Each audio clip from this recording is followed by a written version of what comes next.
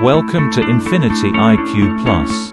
Hello students, कैसे हैं आप सब? कैसे चल रही है आपकी पढ़ाई?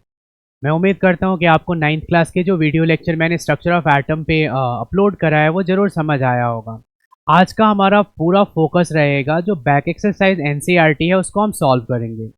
तो वीडियो को स्टार्ट करने से पहले मैं सजेस्ट करूँगा कि हम एनसीईआरटी सॉल्व करने जा रहे हैं, तो आपको बस एक काम करना है कि जो प्रीवियस 2 वीडियो लेक्चर्स हैं जो अपलोडेड है 9th क्लास के लिए स्ट्रक्चर ऑफ एटम पे, उसको आप ज़रूर देखें और उसको देखने के बाद आप इस टॉपिक को गो थ्रू करें, क्योंकि इसके हेल्प से आप एनसीईआरटी का बैक एक्सरसाइज सॉल्व कर पाओगे। राइट, तो चलिए स्टार्ट करते हैं। आज का हमारा डिस्कशन होगा एनसीईआरटी बैक एक्सरसाइज पे, बट इसके हेल्प से आप विद इन द चैप्टर के बीच बीच में भी क्वेश्चंस होते हैं वो भी कर पाओगे। सजेशन हमेशा से यही रहेगा कि आप इस वीडियो को पूरा देखने से पहले 2 वीडियो अपलोड किया है मैंने स्ट्रक्चर ऑफ एटम पे, उसको आप जरूर देखो। दोनों वीडियो का लिंक डिस्क्रिप्शन में है और वीडियो के एंड में भी मैं ऐड कर दूंगा। राइट, तो चलिए स्टार्ट करते हैं एनसीईआरटी के क्वेश्चन नंबर 1 से, जो बैक एक्सरसाइज का है फ्रॉम स्ट्रक्चर ऑफ एटम। पहला क्वेश्चन क्या है हमारा? Compare the properties of electron, proton and neutron. यदि आप वीडियो लेक्चर देखोगे तो मैंने चैप्टर के स्टार्टिंग में ही इलेक्ट्रॉन, प्रोटॉन और न्यूट्रॉन की प्रॉपर्टीज, लाइक इनके सिंबल क्या होते हैं उन पे डिस्कशन करा हुआ है। सिंबल के अलावा इनकी रिलेटिव मास, इनका एब्सोल्यूट मास, इनके चार्जेस, इन सब पे डिस्कशन किया हुआ है। तो मेनली इस टॉपिक के अंदर हमें कवर क्या क्या करना है कि इलेक्ट्रॉन, प्रोटॉन और न्यूट्रॉन की, जैसे मासेस की हम बात करें, मास 2 टाइप के होंगे। एक होता है रिलेटिव मास, दूसरा होगा एब्सोल्यूट मास। रिलेटिव मास मतलब जब आपने कंपेयर किया एक दूसरे के साथ या हाइड्रोजन के साथ, तो जब कंपेयर करोगे तो इलेक्ट्रॉन की जो मास है वो 1/1848 to that of hydrogen atom. Proton की मास क्या है? Equal to hydrogen atom, that is 1। Neutron की भी मास क्या है? इक्वल टू हाइड्रोजन एटम, तो क्या हो जाएगा? 1। ये है जब आपने हाइड्रोजन से कंपेयर किया। और एब्सोल्यूट मास मतलब डायरेक्टली मास इन ग्राम और किलोग्राम। इलेक्ट्रॉन के लिए मैंने मास क्या पढ़ाया हुआ है? 9.11 10⁻³ kg। प्रोटॉन की मास क्या है? 1.67 इंटू 10⁻27 kg। यदि आप किलोग्राम को ग्राम में कन्वर्ट करोगे तो मल्टीप्लाई बाई 1000 करना होगा। इन दैट केस ये 31 क्या हो जाएगा? -28। ये 27 क्या हो जाएगा? -24। न्यूट्रॉन की मास है 1.67 10⁻27। But which one is the heaviest fundamental particle? यदि आप डेसिमल के 4 डिजिट तक कंपेयर करोगे यू विल फाइंड कि neutron is the heaviest fundamental particle. इसी तरीके से मैंने चार्जेस के बारे में ही बढ़ाया। चार्ज क्या होंगे? 2 टाइप के, फिर से वही, रिलेटिव चार्ज, एब्सोल्यूट चार्ज। तो रिलेटिव चार्ज जब एक दूसरे से कंपेयर करोगे, इलेक्ट्रॉन पे चार्ज आएगा -1, प्रोटॉन पे होगा +1, न्यूट्रॉन पे होगा 0।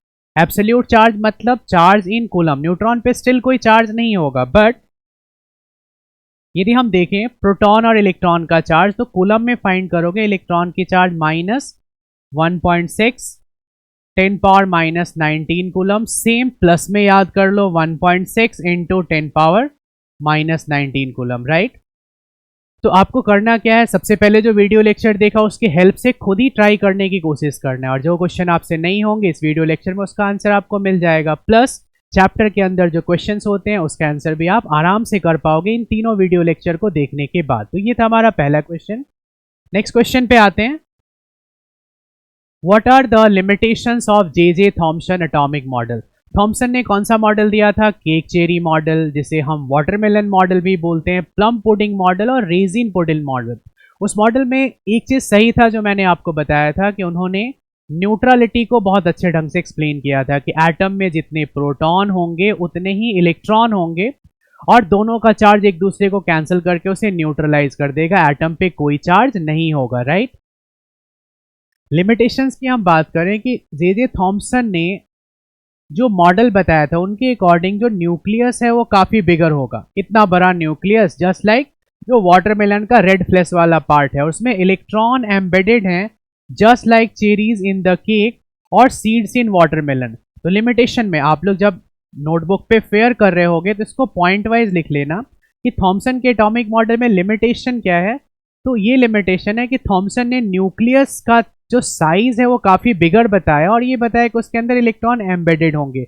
इलेक्ट्रॉन की मूवमेंट को एक्सप्लेन नहीं कर पाए थे कि वो न्यूक्लियस की चारों तरफ रोटेट करेगा। प्लस एक तरीके से देखा जाए तो उन्होंने ये बता दिया कि न्यूक्लियस के अंदर ही इलेक्ट्रॉन्स होंगे। तो ये सब उनकी लिमिटेशंस थी। न्यूट्रलिटी को वो सही से एक्सप्लेन कर रहे थे बट वो फेल हो रहे थे इलेक्ट्रॉन के मोशन पे, कोई एक्सप्लेनेशन नहीं था। न्यूक्लियस के साइज पे उनको कोई आइडिया नहीं था। तो ये 2-3 लिमिटेशंस आप थॉमसन एटॉमिक मॉडल में आप लिख सकते हो, राइट। नेक्स्ट क्वेश्चन पे हम आएंगे। एनसीईआरटी बैक एक्सरसाइज का है, क्लास 9 स्ट्रक्चर ऑफ एटम से ये what are the limitations of Rutherford's atomic model.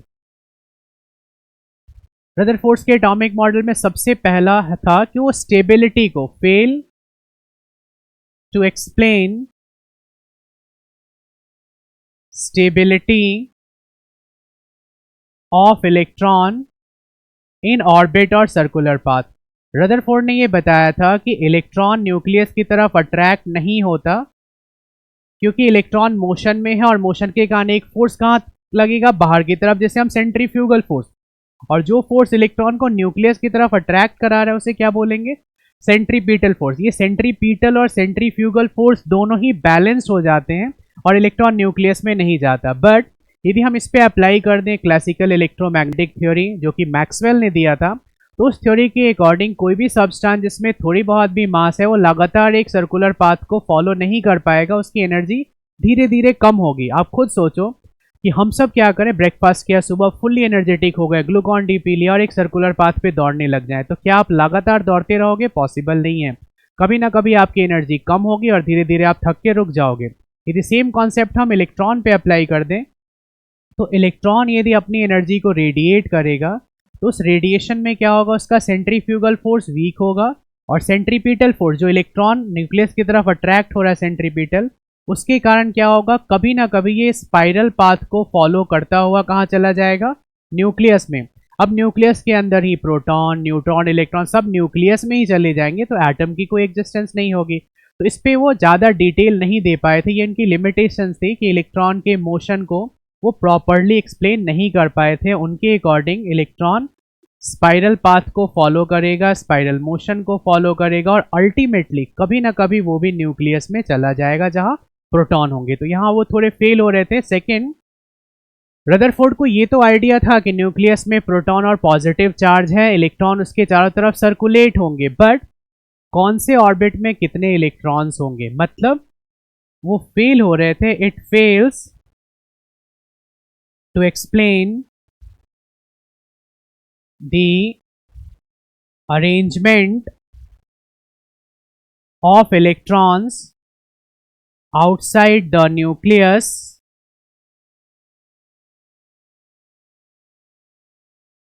in different orbits।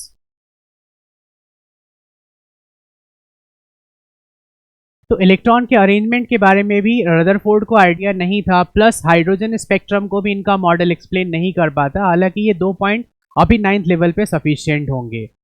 Next topic पे हम आएंगे। नेक्स्ट क्वेश्चन है हमारा चैप्टर में कि describe the Bohr's model of atom. अब देखो Bohr's model of atom higher classes में तो थोड़ा ज़्यादा ही ब्रॉड है। अभी 9th के लेवल पे हमें सिर्फ कुछ पॉइंट्स ही लिखना है कि बोर्स ने अपने एटॉमिक मॉडल में क्या बताया था कि किसी भी ऑर्बिट में maximum number of electron 2n² होगा जहां n इक्वल ऑर्बिट नंबर है, प्लस ऑर्बिट की संख्या है 4 जिसमें इलेक्ट्रॉन सर्कुलेट होंगे न्यूक्लियस के बाद। First orbit, second orbit, third orbit, fourth orbit. First orbit, second orbit, third orbit, fourth orbit, K L M N। और इनमें यदि हम maximum number of electron find करें, रदरफोर्ड ने सर्कुलर पाथ वर्ड यूज किया था। नील्स बोर जो उनके स्टूडेंट थे उन्होंने बताया कि जिस सर्कुलर पाथ में न्यूक्लियस के अराउंड इलेक्ट्रॉन सर्कुलेट हो रहे हैं उस सर्कुलर पाथ का नाम है ऑर्बिट और शेल। तो ऑर्बिट या शेल की डिस्कवरी इन्होंने किया था, नील्स बोर ने। ऑर्बिट और शेल, उसे आप एनर्जी लेवल भी बोल सकते हो, एनर्जी लेवल, राइट। इनमें इलेक्ट्रॉन्स मैक्सिमम चेक करें तो 2, नेक्स्ट वाले में कितने होंगे 8, 18 एंड 32। तो ये कुछ सिंपल फीचर्स 9th लेवल पे है। हालांकि जब यही टॉपिक आप 11th-12th में पढ़ोगे तो इनके 6 फीचर्स, फर्दर लिमिटेशन थोड़ा ज़्यादा ही ब्रॉड स्केल पे आएगा। अभी के लिए सफिशिएंट है कि न्यूक्लियस के अराउंड जिस सर्कुलर पाथ पे इलेक्ट्रॉन सर्कुलेट होंगे उन सर्कुलर पाथ को हम बोलेंगे ऑर्बिट और शेल। ये 4 होते हैं KLMN। हालांकि ऑर्बिट इनफाइनाइट होते हैं, यूज 7 का होगा फ्यूचर में, बट अभी के लिए 4 ही लिखना है KLMN। उनमें मैक्सिमम नंबर ऑफ इलेक्ट्रॉन आप 2n² से फाइंड करोगे, where n equal orbit number, right. Compare all the properties propose model of an given. मतलब ये इसके लिए ये मैं आपको सजेस्ट करूंगा कि इसके आंसर के लिए आप अपलोडेड वीडियो लेक्चर देखो और उसमें 3 एटॉमिक मॉडल मैंने पढ़ाया है। Thomson atomic model, cake cherry model,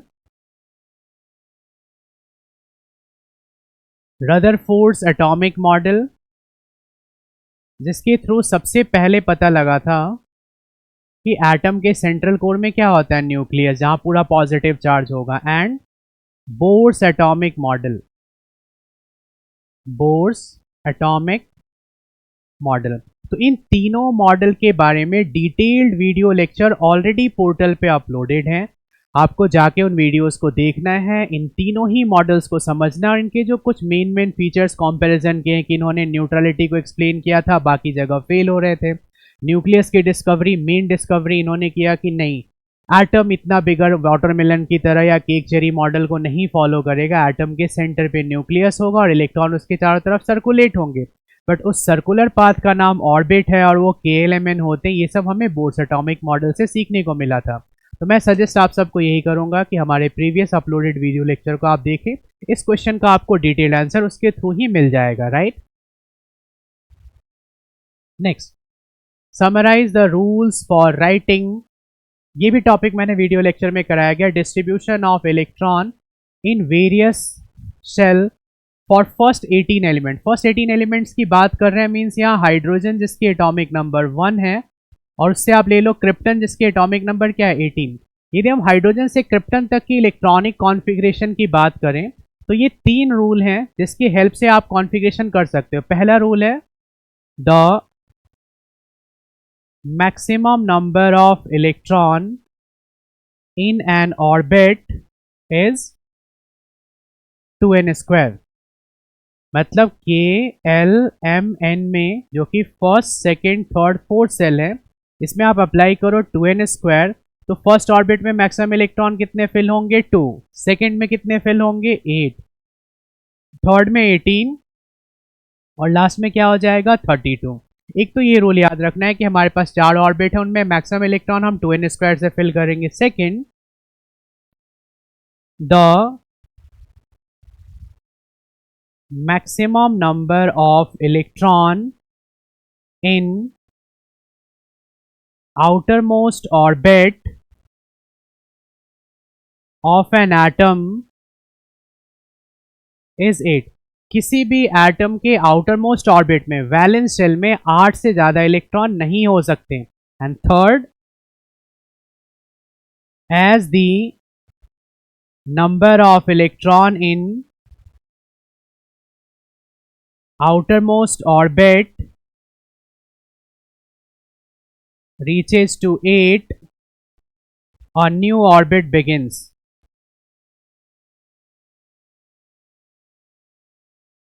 जैसे ही आउटर मोस्ट ऑर्बिट में 8 इलेक्ट्रॉन हो जाए, उस 8 को आप 9 नहीं करोगे। जैसे हम नियॉन 10 को 2,8 लिखते हैं और नियॉन 10 को आपने 2,8 लिखा, इसके बाद इसे 2,9 नहीं करना है। सोडियम 11 के लिए आप क्या करोगे, 2,8,1। तो इन 3 रूल के हेल्प से हम हाइड्रोजन से स्टार्ट करके इवन कैल्शियम तक की कॉन्फ़िगरेशन भी कर सकते हैं, बट क्वेश्चन में है आर्गन तक, तो आर्गन के लिए ये 3 रूल सफिशिएंट है। 2n² rule, maximum number of electron that can be filled in an outer most orbit जिसे हम वैलेंस शेल भी बोलते हैं, एंड किसी भी ऑर्बिट में, चाहे वो आउटर ऑर्बिट थर्ड हो या फोर्थ हो, जैसे ही 8 इलेक्ट्रॉन हो जाएं, एक नए ऑर्बिट को स्टार्ट करना है, उसमें 9 करने की कोशिश नहीं करना है। नेक्स्ट क्वेश्चन है, define valency by taking examples of silicon and oxygen. अब देखो इसका सोल्यूशन क्या है। सिलिकॉन की एटॉमिक नंबर क्या है, सिलिकॉन की एटॉमिक नंबर है 14 और इसकी कॉन्फ़िगरेशन है 2,8,4। 4 इसके वैलेंस इलेक्ट्रॉन होंगे। और ऑक्सीजन है 8, 2, 6 इसके वैलेंस इलेक्ट्रॉन होंगे। बट हम बात कर रहे हैं यहाँ वैलेंसी की। यदि हम ऑक्सीजन में बात करें तो ऑक्सीजन को कितने इलेक्ट्रॉन गेन करना है टू कंप्लीट इट्स ऑक्टेट? 2। तो वैलेंसी जो इलेक्ट्रोवैलेंसी है वो किस चीज पे डिपेंड करेगी? इलेक्ट्रोवैलेंसी मतलब लूजिंग गेनिंग की वैलेंसी। मेटल्स कितने इलेक्ट्रॉन लूज करके अपना ऑक्टेट कंप्लीट करेंगे या डुप्लेट कंप्लीट करेंगे, नॉन मेटल कितना गेन करके अपना ऑक्टेट डुप्लेट कंप्लीट करेंगे, उस बेसिस पे क्या है, ये है valence electron. We means valence electron. और उसके अलावा देखो, यदि कोई ऐसा एलिमेंट है लाइक कार्बन या सिलिकॉन, उसमें 4 वैलेंस इलेक्ट्रॉन है तो उसकी वैलेंसी भी 4 होगी। ये 4 का मतलब ये नहीं कि इसे 4 इलेक्ट्रॉन लूज या गेन करना है, ये 4 इलेक्ट्रॉन शेयर करके कंपाउंड बनाएगा, इसे हम क्या बोलेंगे? कोवैलेंसी। सोडियम, मैग्नीशियम और एल्यूमिनियम, उनकी वैलेंसी है 1, 2, 3, उनके वैलेंस इलेक्ट्रॉन भी हैं 1, 2, 3, क्योंकि वो 1, 2, 3 इलेक्ट्रॉन लूज करके अपना ऑक्टेट पूरा करते हैं। वहीं क्लोरीन की वैलेंस इलेक्ट्रॉन है 7 बट वैलेंसी है 1, क्योंकि एक इलेक्ट्रॉन उसे गेन करना है अपना ऑक्टेट कंप्लीट करने के लिए। ऑक्सीजन को 2 इलेक्ट्रॉन गेन करना है, फास्फोरस को 3 गेन करना है। तो मेटल नॉन मेटल में लूजिंग गेनिंग के बेसिस पे आप क्या फाइंड कर लेते हो? इलेक्ट्रोवैलेंसी। वही कोई कार्बन जैसा एलिमेंट है या सिलिकॉन जिसके वैलेंस इलेक्ट्रॉन 4 हैं, तो एनर्जी वाइज देखा जाए तो 4 इलेक्ट्रॉन को लूज करना या गेन करना बहुत डिफिकल्ट है। तो 4 वाले में आपको क्या लिखना है? वैलेंसी 4, और उसे आप क्या बोलोगे? कोवैलेंसी। लूजिंग गेनिंग की वैलेंसी इलेक्ट्रोवैलेंसी है और शेयरिंग की क्या होगी? कोवैलेंसी। इस बेसिस पे हम इस क्वेश्चन को एक्सप्लेन करेंगे, राइट। नेक्स्ट क्वेश्चन पे आते हैं। एक्सप्लेनेशन हमें इसमें देना है एटॉमिक नंबर। अब देखो, ये एक ऐसा टॉपिक है, जब आपने वीडियो लेक्चर देखा होगा तो ये टॉपिक आप वैसे ही, एटॉमिक नंबर को मैं थोड़ा ब्रीफ कर देता हूँ। The number of protons present in the nucleus of an atom is called atomic number. किसी भी एटम में एटॉमिक नंबर जिसे आप Z से रिप्रेजेंट करते हो, उसे एक्सप्लेन करने का मेन बेसिस क्या है? Number of protons. क्योंकि न्यूट्रल एटम में प्रोटॉन और इलेक्ट्रॉन सेम होते हैं, तो आप बोल सकते हो कि atomic number equal number of proton equal number of electron. Mass number represented by A। Mass number क्या है? The sum of total number of protons and neutrons, जिसे हम न्यूक्लियॉन्स भी बोलते हैं। न्यूक्लियस के पार्टिकल्स कौन कौन से हैं? प्रोटॉन एंड न्यूट्रॉन, उनका सम ही क्या होगा? Mass number. आइसोटोप्स, आइसोटोप्स मतलब atoms of same element having same atomic number but different mass number are called isotopes of each other. Isobars क्या होते हैं? Just opposite. आइसोबार्स क्या होंगे? Atoms of different elements having different atomic number but same mass number are called isobars of each other। इन सब पे detail notes हमारे previous video lecture में, उसको आप जरूर देखो। इनका आंसर आपको यहाँ देखने की जरूरत ही नहीं पड़ेगी, वो पहले से ही आपको नोन होगा, राइट। नेक्स्ट क्वेश्चन है, Na+ has completely filled K&L shell explain. अब इसके लिए हमें सबसे पहले तो जाना है कि सोडियम के एटॉमिक नंबर है क्या। सोडियम इज 11 और इसकी कॉन्फ़िगरेशन है 281 KLm। अब किसी भी एटम पे पॉजिटिव चार्ज कब आता है? जब वो 1 इलेक्ट्रॉन लूज करेगा तो 1 प्लस आएगा, 2 लूज करेगा 2 प्लस, सिमिलरली 1 गेन करेगा तो 1 माइनस, 2 गेन करेगा तो 2 माइनस। तो मेटल है ये, अपना 1 इलेक्ट्रॉन इसने लूज कर दिया, तो K और L। अब इसमें पूछा कि Na+ has completely filled K&L, क्योंकि उसने 1 इलेक्ट्रॉन लूज कर दिया, तो K में क्योंकि 2n² आप अप्लाई करोगे तो K शेल में 2 2n² से, और L वाले में कितने होंगे? 8 इलेक्ट्रॉन लूज करने के बाद इसका ऑक्टेट पूरा हो जाता है और ये नियॉन की तरह स्टेबल हो जाएगा। और स्टेबिलिटी के लिए देखो, इसने 1 इलेक्ट्रॉन लूज किया, ऑक्टेट पूरा कर लिया। मेटल जनरली लूज करते हैं और नॉन मेटल क्या करते हैं? गेन करते हैं, राइट।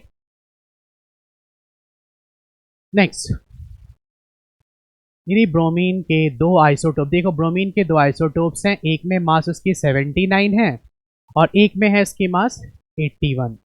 दोनों की परसेंटेज गिवन है, यहाँ पॉइंट होगा, राइट। 49.7, 50.3। तो कैलकुलेट द एवरेज एटॉमिक मास। यदि एवरेज एटॉमिक मास आया तो यूनिफाइड मास, यू में आप यूनिट लिखना, और एवरेज मोलर मास आया तो ग्राम पर मोल में लिखना। दोनों का कैलकुलेशन सेम रहेगा। एवरेज एटॉमिक मास के लिए जो आइसोटोपिक मास है 79 वो देखो, और इसकी परसेंटेज देखो। फर्स्ट वाले में क्या है? 79 मास है और उसकी अबंडेंस कितनी है? 49.7 परसेंटेज के लिए डिवाइडेड बाय 100, प्लस दूसरा जो है 81 isotopic mass, natural abundance 50.3, upon में क्या करना है 100, बट इसको आप कैलकुलेट कर दो तो 80 पॉइंट समथिंग आएगा ये। इसको यू में लिख लो और यही ग्राम पर मोल में लिखोगे तो क्या हो जाएगा average molar mass. Average atomic मास के लिए हमें क्या करना है, जो आइसोटोपिक मास है, नेचुरल अबंडेंस, दोनों को मल्टीप्लाई किया डिवाइडेड बाई 100। फिर यहाँ दूसरे आइसोटोप की मास है 81, ये उसकी नेचुरल अबंडेंस डिवाइडेड बाई 100। जो रिजल्ट आएगा उसे आप यू में लिखते हो तो it is called average atomic मास, और ग्राम पर मोल में लिख दो तो क्या हो जाएगा एवरेज मोलर मास। इस तरीके का एक और क्वेश्चन हमारे एक्सरसाइज में है और वो कुछ इस तरीके से है। Already average atomic mass given है सैंपल की 16.2 U। What are the percentage of isotope, दो आइसोटोप से इनकी परसेंटेज फाइंड करना, और आइसोटोपिक मास है 16 एंड 18, एटॉमिक नंबर सेम है और मास नंबर अलग है। अब देखो मैंने जैसे फॉर्मूला बताया था उसके अकॉर्डिंग सॉल्यूशन आप लोग करके देखना। एवरेज एटॉमिक मास 16.2 है, राइट।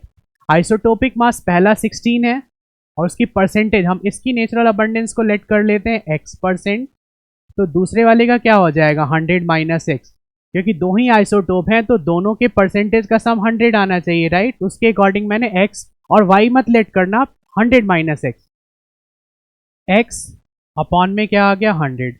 दूसरे आइसोटोपिक मास क्या है 18 और उसकी परसेंटेज क्या है 100 माइनस एक्स, अपॉन में क्या कर लो 100। इससे आपको जो वैल्यू मिलेगा फर्स्ट x की वैल्यू जो भी आप फाइंड करोगे, इसको हम फाइंड करेंगे, सपोज x की वैल्यू हमने कुछ फाइंड कर लिया, तो जो परसेंटेज यहाँ आएगा वो आपका फर्स्ट आइसोटोप का नेचुरल अबंडेंस हो जाएगा, और 100 माइनस एक्स करके जो रिजल्ट आएगा परसेंटेज में वो दूसरे वाले आइसोटोप जिसके एटॉमिक नंबर 8 और मास नंबर 18 है। तो ये सॉल्यूशन आप लोग करके देख लेना। यहाँ मैंने लिया एवरेज एटॉमिक मास और जो फॉर्मूला है वो अप्लाई कर दिया, क्योंकि इस बार परसेंटेज फाइंड करना है तो एक की परसेंटेज को आप x लेट कर लो, दूसरा 100 माइनस एक्स आ जाएगा। जब x की वैल्यू आ जाएगी तो 100 माइनस एक्स करके आप दोनों की परसेंटेज फाइंड कर लोगे, वही आपका रिजल्ट होगा। तो आप लोग इस क्वेश्चन को सॉल्व करना और कमेंट में मुझे जरूर बताना कि एग्जैक्ट आंसर आया या नहीं। आप एनसीईआरटी से मैच करके जरूर देखना, ये मैंने एक इजी फॉर्मेट आपको बता दिया, राइट। इफ z इक्वल 3, अब देखो एटॉमिक नंबर में सजेस्ट करता हूं कि 9th के बच्चों को हाइड्रोजन से कैल्शियम तक याद होना चाहिए। एटॉमिक नंबर 3 है किसकी, hydrogen helium lithium, atomic number 3। इसकी कॉन्फ़िगरेशन लिख लो 2 1 Kl, इसके वैलेंस इलेक्ट्रॉन कितने हैं 1। तो Z3 लिथियम के लिए है, what would be the valency of the element, also name the element, तो name of element is lithium और इसके वैलेंस इलेक्ट्रॉन है 1। यदि ये एक इलेक्ट्रॉन लूज करेगा तो अपना डुप्लेट ये कंप्लीट कर लेगा, it will be stable just like helium. तो जितने भी इलेक्ट्रॉन लूज या गेन करके कोई एलिमेंट अपना ऑक्टेट या डुप्लेट पूरा करता है उसी को उसकी वैलेंसी बोलते हैं। मेटल के केस में जनरली आप देखोगे कि जो वैलेंस इलेक्ट्रॉन होंगे आउटर मोस्ट ऑर्बिट के इलेक्ट्रॉन, वही उसकी वैलेंसी भी होगी। तो लिथियम की वैलेंसी क्या है 1। चैप्टर में हमारा नेक्स्ट क्वेश्चन है composition of nuclei of 2 atomic species is given. x और y दो एलिमेंट हैं, इनमें number of proton and number of neutron given है, राइट। तो इसके हेल्प से हम सबसे पहले क्या करेंगे, इनका सम कर लो। तो सम से क्या आ जाएगा मास नंबर, 6 + 6 12, 6 + 8 14। मतलब यदि हम सिंबल लिखें तो x की जो एटॉमिक नंबर है वो प्रोटॉन की इक्वल आएगा 6 और मास नंबर क्या है 12। और वहीं y की बात करें तो y में भी प्रोटॉन 6 हैं तो एटॉमिक नंबर क्या आ जाएगा 6, जबकि मास क्या है 14। अब आप खुद सोचो, आइसोटोप और आइसोबार दो टॉपिक मैंने पढ़ाया है, तो सेम एटॉमिक नंबर और डिफरेंट मास नंबर किसके लिए होता था, आइसोटोप्स के लिए। तो x और y आपस में क्या हो जाएंगे isotopes. Give the mass numbers of x and y, तो मास नंबर हमने कितना फाइंड कर लिया 12 and 14, right. What is the relationship between the two species, these two species are related to as isotopes of each other। Atomic number same है और mass number different है, और यदि मास नंबर सेम होता है और एटॉमिक नंबर डिफरेंट तो आप क्या बोलते हैं isobars. For the following statement true and false बताना है। देखो J Thomson propose that the nucleus of an atom contain only nucleons. ये न्यूक्लियस के बारे में जो नॉलेज है वो सबसे पहले रदरफोर्ड को आया था, इनको नहीं आया था। तो इसे आप क्या लिखोगे false। A neutron is formed by an electron and proton combining together। तो ये न्यूट्रल होते हैं, ये भी false है, ऐसा नहीं होता generally. The mass of an electron is about, यहाँ पे देखो कुछ टर्म कई जगह बुक में आप देखोगे 1836, 1837, 1840, इससे कंफ्यूज नहीं होना, ये ऑलमोस्ट जीरो की तरफ लेके जा ही रहा है, तो इसको आप ट्रू बोल सकते हो कि यस, नेग्लिजिबल के लिए ऐसा दिया हुआ है। An isotope of iodine is use for making tincture of iodine which is use as a medicine, तो इसका आंसर है फॉल्स, क्योंकि जो आयोडीन टिंक्चर ऑफ आयोडीन है उसमें सिर्फ आयोडीन नहीं होता, 2 से 3% आयोडीन होता है अल्कोहल वाटर के मिक्सचर में, तो सिर्फ वही यूज नहीं होता, एक कॉम्पोजिशन बनाना होता है। आयोडीन का मेन यूज है ग्वाइटर से प्रोटेक्ट करने के लिए, थायराइड वगैरह नहीं हो लोगों को, इसके लिए हम आयोडाइज नमक लेंगे, जो भी नमक हम खाते हैं ज़्यादातर वो आयोडाइज ही होते हैं, right. Rutherford's alpha particle scattering experiment was responsible for the discovery of, अब रदरफोर्ड, बार बार मैं बोल रहा हूँ हर एक वीडियो में कि रदरफोर्ड ही न्यूक्लियस को डिस्कवर करने वाले पहले साइंटिस्ट थे, तो न्यूक्लियस देखो, एटॉमिक न्यूक्लियस यहाँ पे पहला ही ऑप्शन दिया हुआ है, इसके लिए वो रिस्पॉन्सिबल थे।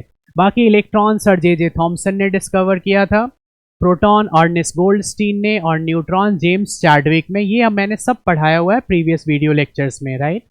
नेक्स्ट पे आते हैं, isotopes of the elements have, अब आइसोटोप कोई भी आइसोटोप जैसे C612 और C614 ही ले लो आप, तो आइसोटोप्स में क्या क्या होता है, देयर सेम फिजिकल प्रॉपर्टी नहीं, फिजिकल प्रॉपर्टी डिफरेंट हो सकती है, डिफरेंट केमिकल प्रॉपर्टी, इसमें केमिकल प्रॉपर्टी की कार्बन ही है तो सेम भी शो कर लेगा, different number of neutron, yes, यदि मैं यही इसको जस्टिफाई करूं तो फर्स्ट वाले में न्यूट्रॉन आ रहा है 12 - 6 इज 6, और सेकेंड में न्यूट्रॉन आ रहा है 14 - 6 इज 8, तो जो नंबर ऑफ न्यूट्रॉन्स है वो डिफरेंट है, और ये बात परफेक्टली करेक्ट है। डिफरेंट एटॉमिक नंबर ये तो हो ही नहीं सकता, क्योंकि हम बात किसकी कर रहे हैं, आइसोटोप्स की बात कर रहे हैं, राइट। तो एक्सप्लेनेशन के थ्रू ये आंसर आपको जरूर समझ आ गया होगा। नेक्स्ट क्वेश्चन पे आते हैं,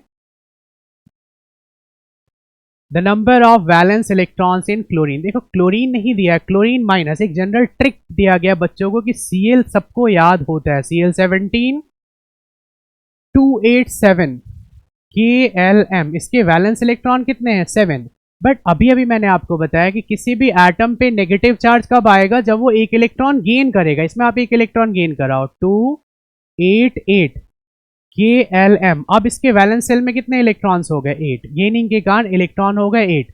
अब यहाँ देखो 7 का भी ऑप्शन दे देंगे आपको, 8 का भी दे देंगे, हालांकि इसमें 8 का ही ऑप्शन है, बहुत बच्चे क्लोरीन 7 सोच रहे होंगे, लेकिन यहाँ क्या है, क्लोरीन माइनस, चार्ज का ध्यान रखना है, किसी भी एटम पे माइनस चार्ज कब आएगा, जब वो एक इलेक्ट्रॉन गेन करेगा, प्लस आएगा जब वो लूज करेगा, तो the valence shell electron, valence electron in chlorine minus is 8 is the correct answer, right. तो हमारे एनसीईआरटी में बैक एक्सरसाइज में इतने ही क्वेश्चंस थे, आई होप कि आपको ये पूरा ही वीडियो लेक्चर समझ आया होगा। इसके हेल्प से आप ट्राई करना कि with in the chapter internally जो क्वेश्चन है वो आप सॉल्व कर पा रहे हो या नहीं, और वीडियो के लास्ट में मैं आपको लिंक सेंड करूंगा प्रीवियस 2 लेक्चर्स जो मैंने स्ट्रक्चर ऑफ एटम पे बनाया हुआ है। एक चीज़ मैं हमेशा आपको सजेस्ट करता हूं कि हमारे चैनल पे हम वीडियोस बच्चों के जो कमेंट्स आते हैं उसके हेल्प के लिए हम बनाने की कोशिश करते हैं, ताकि आपकी पढ़ाई में जो प्रॉब्लम हो हम ट्राई करेंगे कि उसको हम यहाँ सॉल्व कर दें अपने वीडियो लेक्चर के थ्रू। आप हमें इन्फिनिटी IQ प्लस पे फॉलो कर सकते हैं, हमारा इंस्टाग्राम और फेसबुक चैनल है इन्फिनिटी IQ, आप ऐप एंड्रॉयड और iOS पे भी अब अवेलेबल है, उसको आप डाउनलोड करके वहाँ टेस्ट सीरीज़ की प्रैक्टिस कर सकते हैं, और हमारे वेबसाइट पे आप लॉगिन करके दुनिया में जितने भी टेस्ट हो रहे हैं, दुनिया में क्या मतलब, हम इंडिया की ही ज़्यादातर बात करेंगे, इंडिया में जो भी पेपर्स हो रहे हैं, जो भी टेस्ट सीरीज है, सब हमारे पोर्टल पे अवेलेबल है। Follow and subscribe us for more.